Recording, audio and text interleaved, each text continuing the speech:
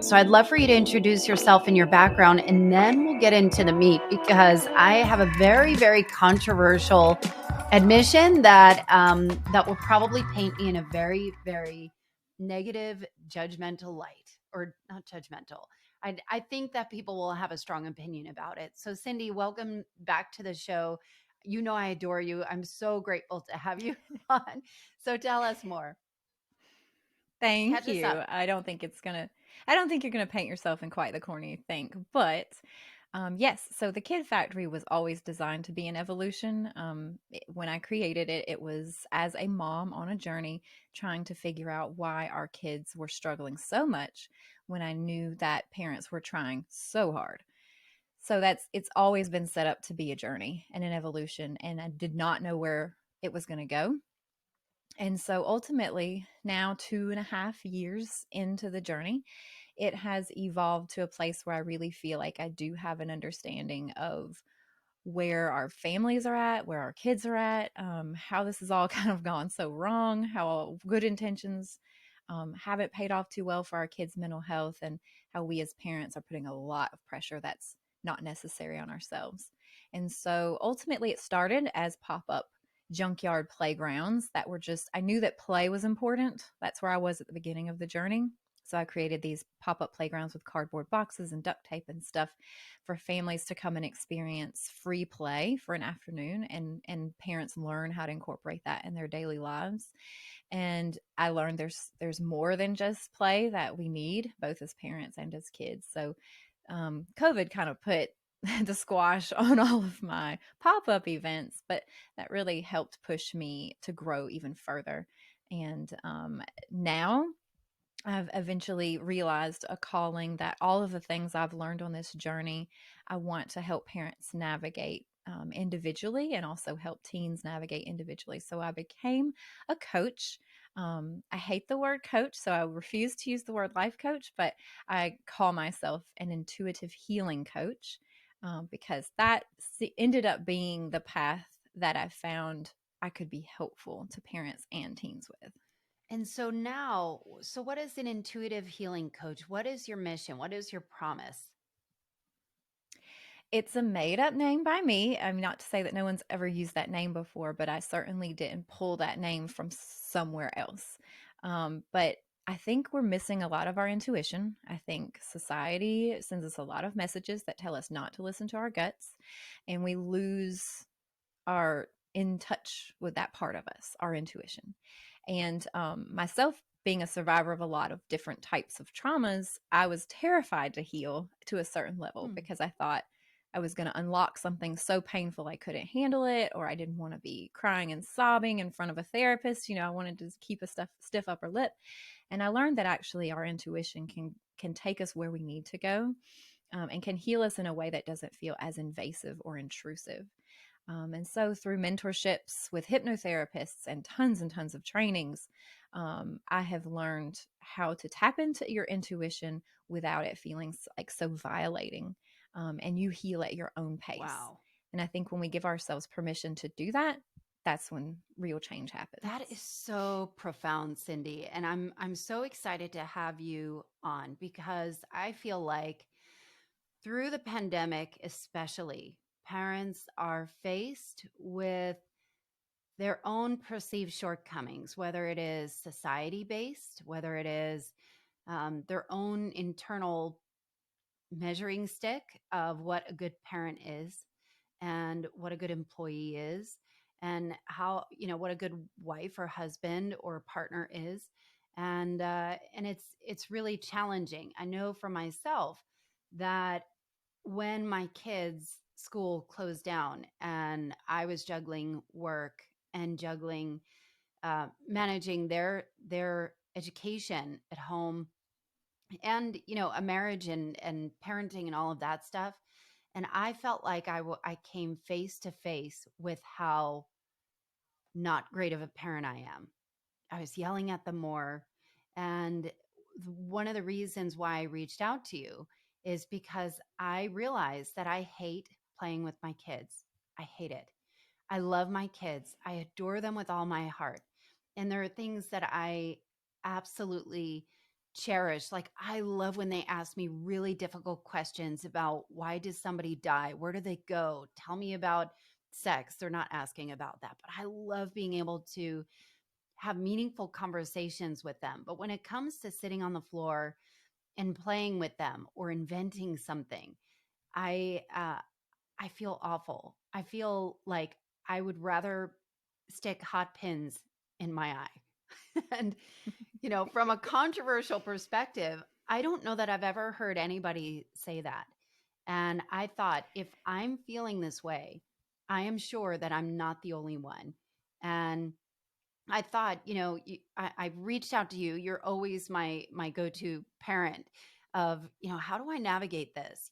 Because I really have been um feeling awful. Like I'm missing out on my kids' um upbringing because I just don't want to do it. And they beg me for time. They beg me to play with them, to watch them, to do all of these things.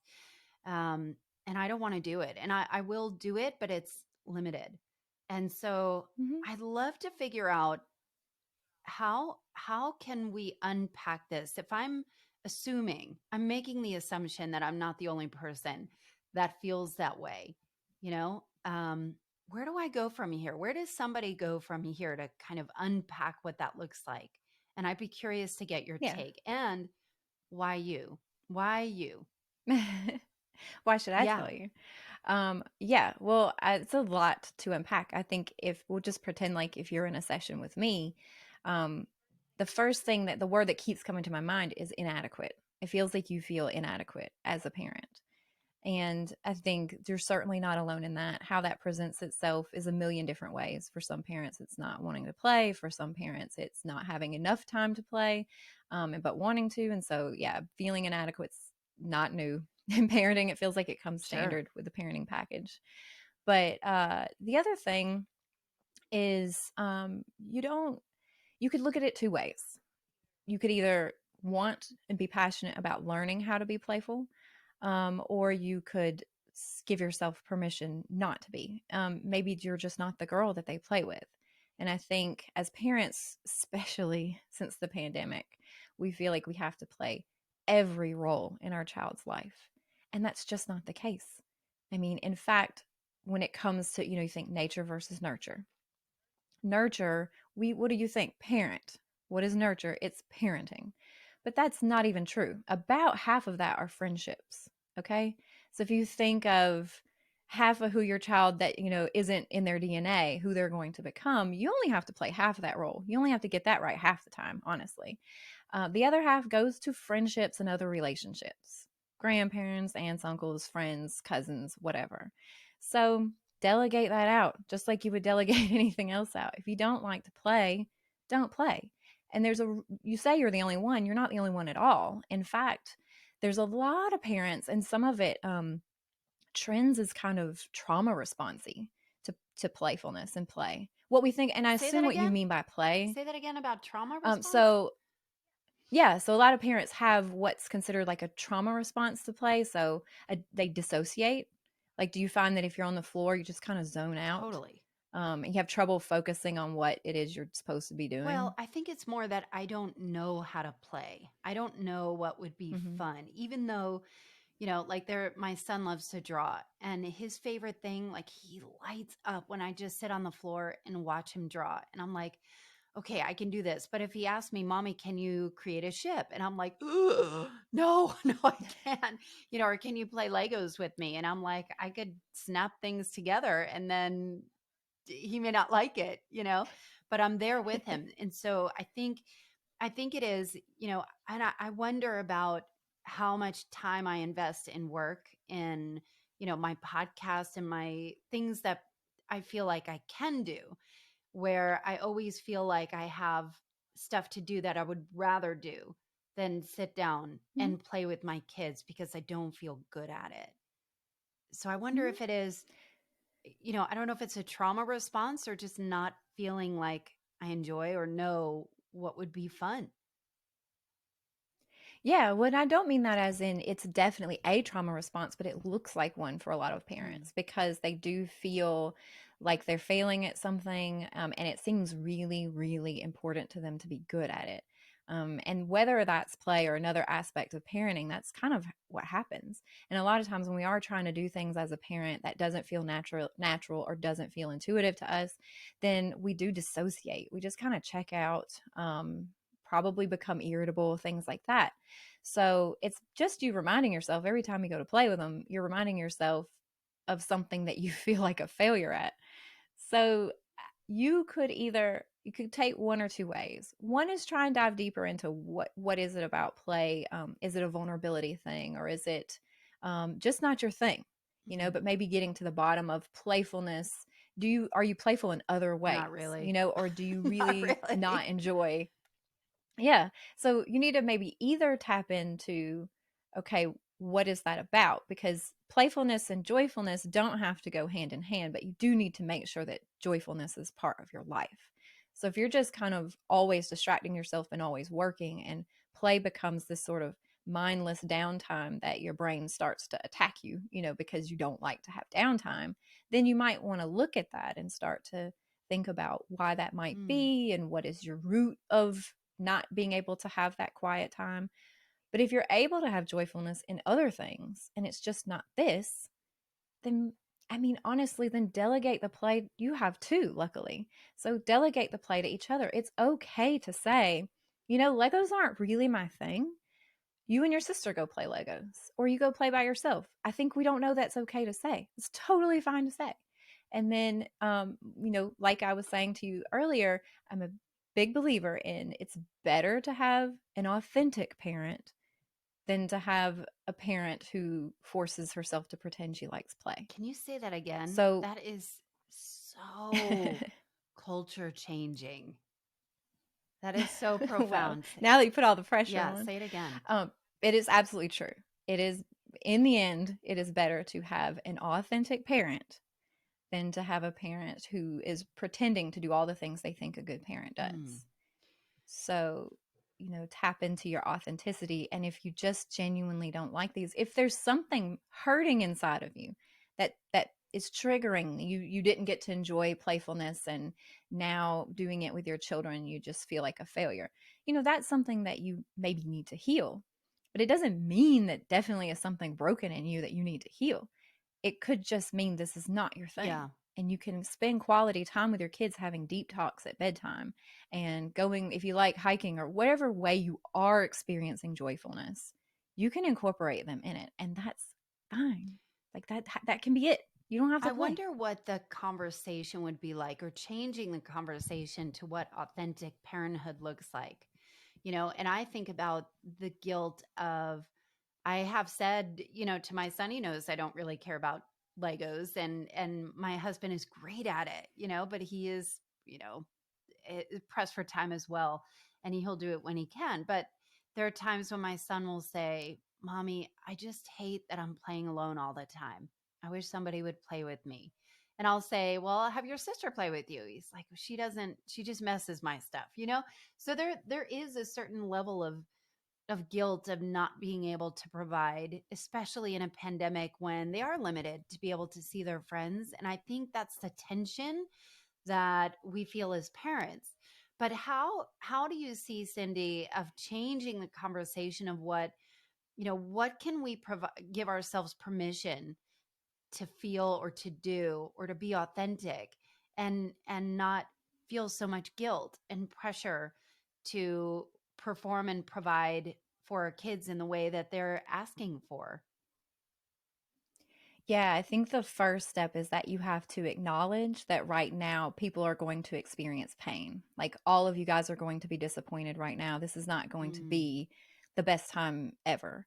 Yeah, you're restrained by socializing. Everything is restrained. Everything is restricted. Everything is scary and big. So you have to acknowledge that. And you have to know that, yeah, your son's going to be bummed about that. And he should be. And it isn't so much about preventing him from feeling that or that you have to take on that role as much as it is just acknowledging that he feels that way. Like instead of running to fix it and play with him, you just say, I totally understand. This really sucks right now. I really wish that we could, get in a Lego group, or I could enroll you in a Lego class or whatever. but that doesn't exist right now. And then just be sad. It's okay. Like, I think Mm, we're trying to always stop that from happening. I think it's okay for a whole family right now to just a little bit be sad. This is a traumatic event, the pandemic. mhm. And so to just honor it. And when you say, that he needs all of those things and he needs that connection, that's absolutely true, but you can't fill that role. Try as you might, if this isn't bringing you joy and you're forcing yourself through it, trust me, he feels that, and he'll keep trying to do it more until you feel that need, and you never are, right? So he's just going to keep asking you to play more, and you're going to keep hating it more, and it's going to be a vicious Yeah. cycle. Whereas if you're just honest and let him be sad about it, like, you get it, and you get that it's disappointing, and that you're disappointed too, and it sucks, and to just kind of sit in that's okay. Mm. That is something else. It is, there's so much to unpack with this, Cindy, because, like I think that there is a change in the narrative of what authentic parenthood could look like, and also allowing for people to be sad and it be okay, and knowing that it will be okay, hopefully, eventually, right? Yeah. Well, and let me get, I mean, even when I say the word authentic, I cringe a little bit because that word has been a bit hijacked lately, Hmm. and what's been branded as authentic isn't really that authentic. So, and that's where I turn to the word Yeah. intuitive, because, but it's the same. In the end, the message is the same. It's just that the thing you're thinking here is the thing that comes out of here as much as possible. And you don't filter it. You filter it somewhat for your kids. Like you said, talking about deep topics. If you're going to be talking about systemic racism with your child, you're going All to be day. thoughtful All about that. day. I'll talk about Yeah. it with them. But if you are, you're going to definitely want to use language that they can understand and a concept that they can understand in their world. But aside from that, you know, whatever you're thinking and feeling needs to be coming out of your mouth Hmm. at pretty much every age. And I think we have this built up understanding as parents that we were supposed to know everything and that we were supposed to teach everything. And it is a learning process together. You have not been a parent before them, and they have not been kids before you. So everybody is learning together. And I think the more families approach it that way and be totally honest about how they Hmm. feel, um, that at least creates a better environment for thriving in. So I wonder how much of this is ancestral. And by that I mean, I think I posted something on Facebook about not knowing what to do with my kids, during when we were all under lockdown. And somebody asked me, "Were you played with as a kid? Did your parents play with you?" And I was like, they didn't. They really didn't. My father, traveled all the time. He's not very playful. And my mom, I don't think she's very playful either. And was dealing with raising six kids at once. And I wonder, but my brothers and sisters are really good at playing with kids. So I don't like they all got the cooking gene. I didn't. They all got the gene to be able to play, easily and happily with kids and be very delightful. Where I'm like, I have no idea what I'm doing. I wonder how much of that is from how we're raised. And I'm curious about you're so abundantly creative. I'm wondering how much that plays into it. Is that even a factor? It's a factor, but it's the same thing of you come with your DNA, right? You come with how you're baked, and then you just start bouncing off the environment around you and reacting based off your DNA of the things that happen to Hmm. you. And so where your parents weren't that playful, it maybe just happened that your siblings were cooked in the right way that they respond to that by being, oh, I wasn't played with. I'm going to go out there and I'm going to play with my kid all day long. And then sometimes they respond like you, where they're like, I didn't develop that skill set in childhood and it doesn't come naturally to me anyway. So I'm double lost. Um, so as far as just how that the same for me, I am a very creative person, and I think I am very intuitive and insightful about things. But some of that I definitely have inherited from wonderful people in my life, and some of that is a direct reaction to my childhood of being intentional to do things differently. Hmm. So, just like everybody else, I've had people who raised me who hurt me, and I've had people who raised me who helped me. And this is what you ended up with. For better or for worse, this is what you got. Um, but I don't think anybody should be trying to be me, and nobody should be trying to be you. We should just be being honest about who we are, and there's so much about parenting that we need to take off our plates. What do you think would be like if you were thinking of practical ways to kind of untangle the expectations around parenthood? What would be your guidance for parents that are struggling with any of this? What is your mission around this? Um, Primarily is do do your research, or you can follow the Kid Factory, and I'll do it for you if you want. There's so much real science and evidence out there that contradicts what we're told as sort of the default mode Hmm. of parenting. And so much of it is about brain development and DNA and not being capable of molding and engineering and shaping a child. And when you really do your research, what you are ended up with, trust me, for 2.5 years, I have been trying to get to the bottom of this. And ultimately, what I figured out is that this has to be collaborative. There's Your child knows themselves better than you know them, and that's really difficult to accept until you've gone down the rabbit hole like I have. And so collaborating with them on their upbringing, and that doesn't mean spoiling them rotten at all. There's plenty of evidence for the beauty of chores and working hard, and they have to contribute to the family, of course. But not having this weight on your shoulders that you're so responsible for who this human becomes, and instead working on yourself. And once, if I could make every parent realize something, it would be that if they knew that healing their own wounds and healing themselves and understanding and knowing truly who they are has a much larger impact on the outcome of their children than any parenting strategy or white knuckling or I'm going to be the best parent ever for this kid.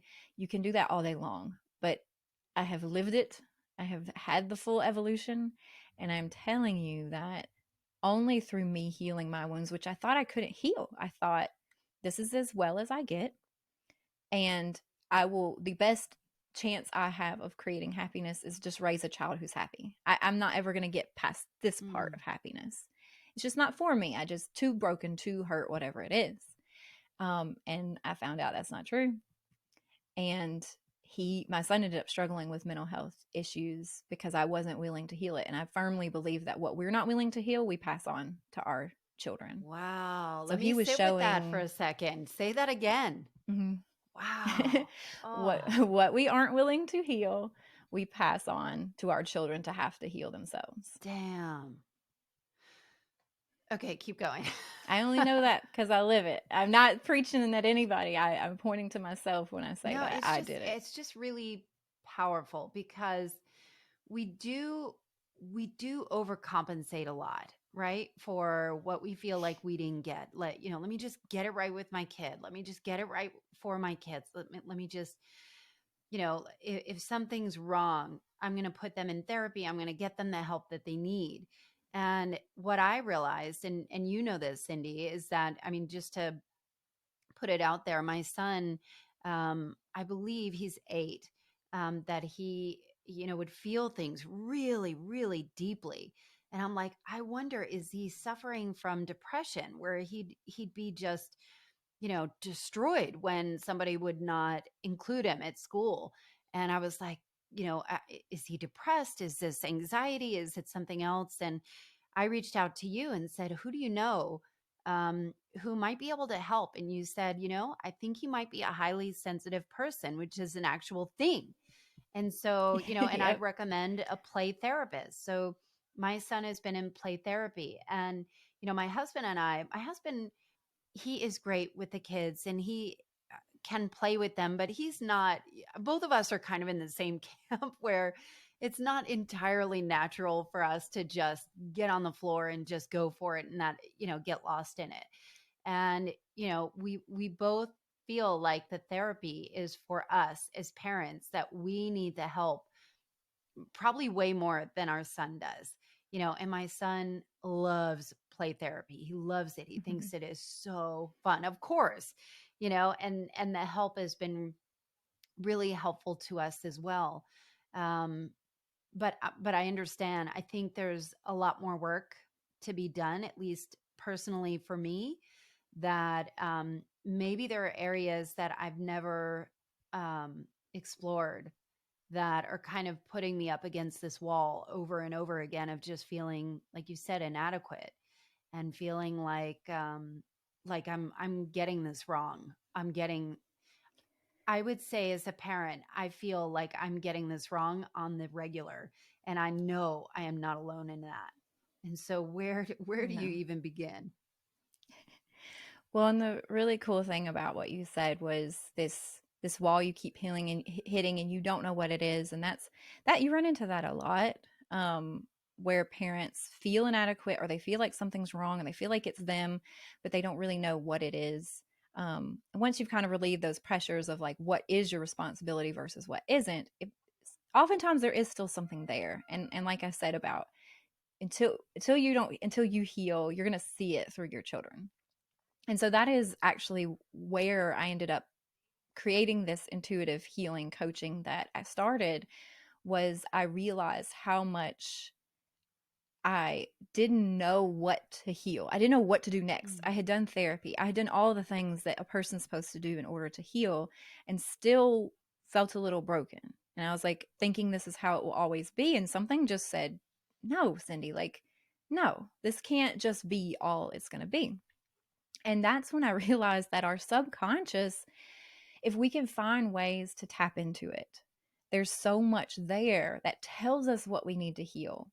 And what I help people do is just tap into that. I don't help people heal, I help coach people to know how to heal themselves, because it's your body knows what it is. And it's really hard to explain. It's much better to experience. But when you can take away all the conscious thoughts that you have, take away all the fears of just what if, what if people think this is weird, whatever. If you can get into a meditative state or whatever it might be, and I use various different ways of getting there because I know that I took all of the weird ones. It was not easy for me to tap into that. So I learned all the ways that people can kind of get into their own subconscious, and then it'll tell you, it'll take you to something random or a random word. It'll tell you that you're okay. Oftentimes that's what people experience when they get below the layer of all the conscious thoughts and insecurities. A lot of times the thing that people hear in their intuition is, it's okay, you're okay. And you just need to hear that from yourself. And a lot of people find a lot of healing just from that. Hmm. But just when you said that about, you feel like there's a wall and you don't know what it is, sometimes people are like, I totally know what my issue is and I just haven't dealt with it yet. But a lot of people are like, I went to therapy, I did all Mm-hmm. these things, and I still feel stuck and I still ruminate over ridiculous things. And so that's why I ended up creating what I created, because I wasn't totally finding exactly that anywhere. And it was driving me a little crazy because I thought I had to figure this out for myself. Like, I don't want other people to have to do that. So, so yeah, basically just helping people find what I'm calling your intuition. Other people will call it other things. And it really will tell you what's the thing. What is the wall that you're talking about? So, what does working with you look like? What kind of, if somebody is interested, because I'm personally interested, Cindy, and I'm a little, I'll be honest, I'm a little afraid of the intuitive healing, the woo woo kind of thing. Like, Hmm. am I gonna have to meditate? Because meditation is totally not my thing, or I just, I either have a wall or something. So I'm like, what is this gonna look like? But I Hmm. know and love you. And, like you are, yeah, I know that you've done some various things like a parent university, but the way that you teach things is so freeing and liberating, but it's also like it unlocks things. It Like you've helped me so many times just in passing of just, hey, do you know about this? And you're like, yep, here it is, and I'm like, oh my God, I never would have thought about it that way. And you have very strong opinions on certain ways to really honor your own intuition, honor your own parenthood, and honor your own children. What does it look like to work with you? Well, I love that you said it all weirds you out because I'm a cynic at heart. I love my cynical, sassy side. So I totally am not all in on the woo woo. No, Um, you're not. I don't Yeah. think, no, I don't think magical fairies float in. I need science behind everything. And trust me, I've been on a rabbit hole about quantum physics for the last month and a half. I need science to explain everything. That is my security, my safe space. I'm not going to bring anything into a session that I haven't thoroughly vetted, used myself, and there's no real magic or tricks to it. It sounds very woo woo, but the deal is there are various levels of comfort for people. For me, I definitely used to could not meditate. Now I can, but I used to definitely could not sit in silence with my thoughts. I didn't want to do anything that might cause me to cry in front of Mm. someone. That was a big deal for me. So this is what happened. I just started finding ways to heal myself at my own pace because people kept trying to suggest. I wouldn't say I'm still diagnosed with it, but I had PTSD. And that's a very tricky thing to heal because it can really come back at any time and you kind of live in fear of it all Mhm. the time. So when I was working through how I was going to heal in that, people wanted to put really aggressive modalities towards me, where I got to go back to the trauma and remember it in detail and do all these things. And I thought, I can't be that vulnerable in front of someone. And I don't want to remember these Yeah. things. They're showing up in my dreams is enough. So I do want to be really clear about not to make this into like a Cindy marketing. I hope other people are practicing this way. I have mentors who practice this way, so you don't have to see me. I'll find you somebody. But it is non-threatening, non-invasive. So what it looks like is going to be different on every person. I do lots of walk and talk. So walking, going for a hike together while we talk, that's very non-aggressive. Your eyes, you're not making eye contact with anyone. It feels Hmm. good.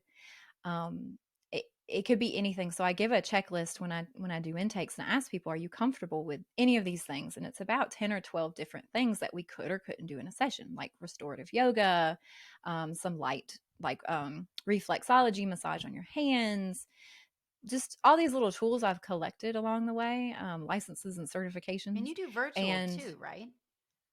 I do Hmm. virtual. It's not my favorite Right. personally, but I'll do Right. it.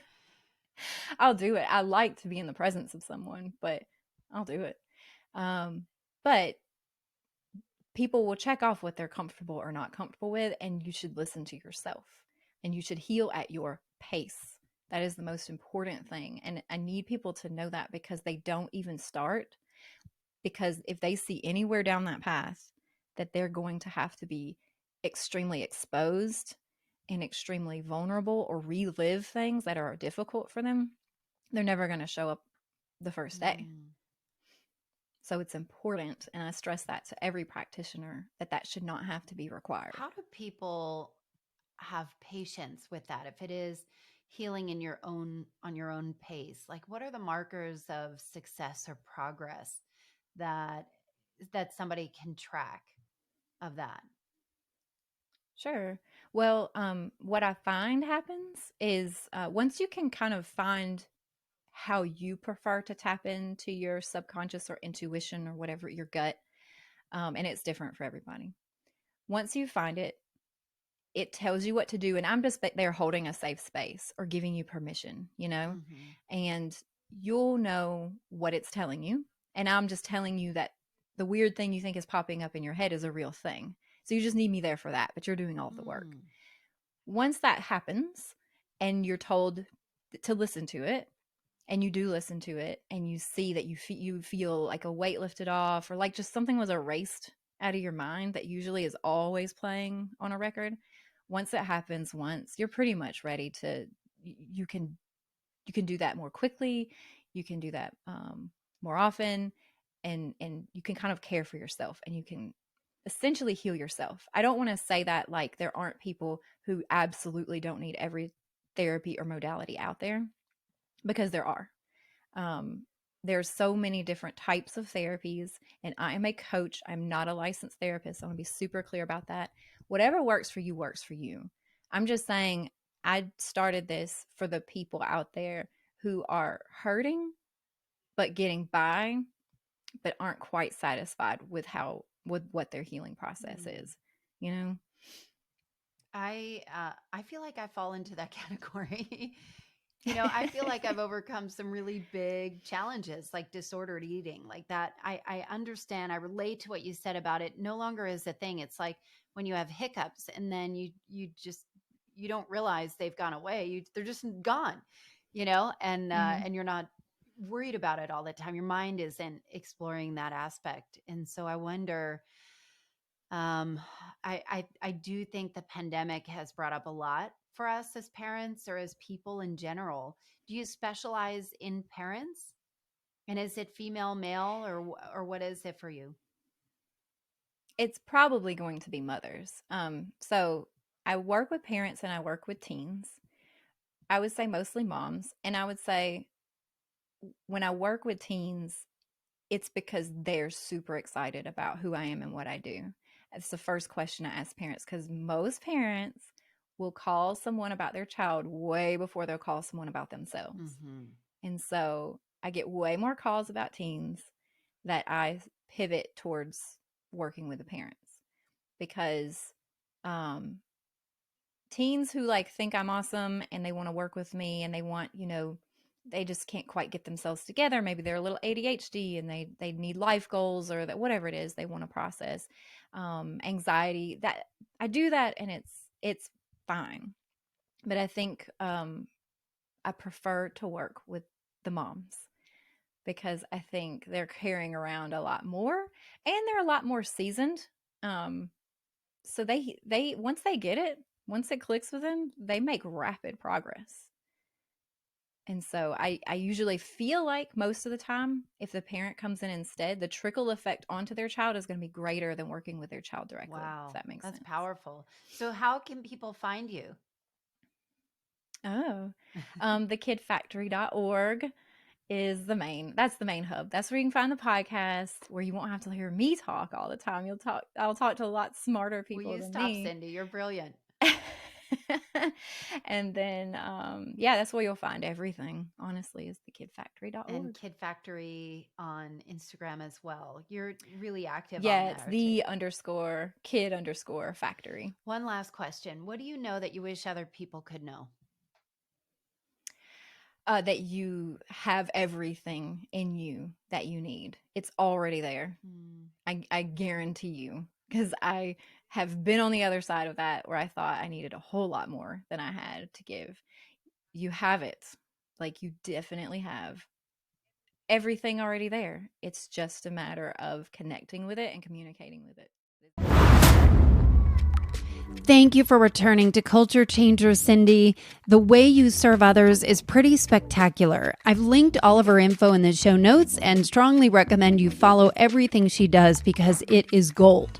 As for me, I have a brand new website, a brand new podcast called The Podcaster's Journey, a new blog called The Podcaster's Journal, a brand new live slot on Wednesday evenings on Clubhouse in the Club Pod Club, and I'm continuing to help new podcasters get their shows out into the world, and so much more. Please DM me on the socials or through my website and let's connect. I want to hear from you about this episode. Everything is in the show notes. And as always, thank you for listening and sharing, and I'll see you next week.